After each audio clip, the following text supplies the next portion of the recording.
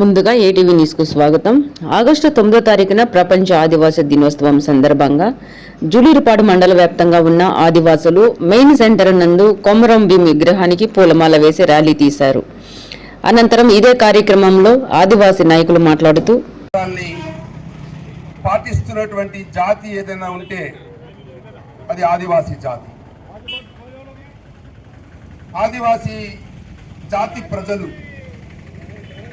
మనకిచ్చినటువంటి ఆచారాలతో సంప్రదాయాలతో ప్రపంచంలో ఉండేటువంటి అన్ని దేశాల యొక్క పర్యావరణం కాపాడబడుతుంది. మన ఆదివాసీ పెద్దలు,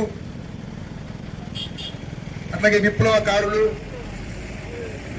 స్వతంత్ర సమర యోధులు, పర్యావరణం ఇవన్నీ పచ్చగా ఉంటాయని ప్రపంచానికి చాటి చెప్పినటువంటి జాతి ఆదివాసీ జాతి. ఒకటి ఈ జాతిలో పుట్టడం మనందరి యొక్క అదృష్టం.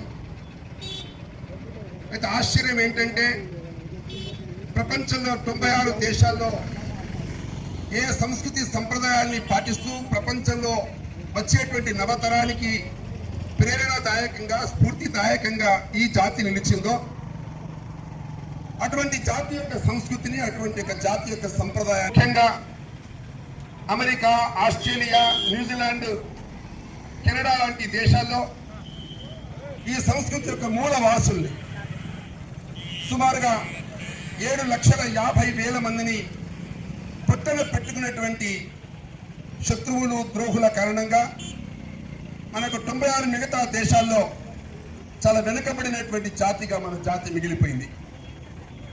మన ఆచారాలకు విలువ లేదు, మన సంస్కృతి యొక్క విలువ లేదు. ఆ దేశాల్లో ఉన్నప్పుడు మనం 2వ తరగతి పౌరులుగా ఉన్నాం.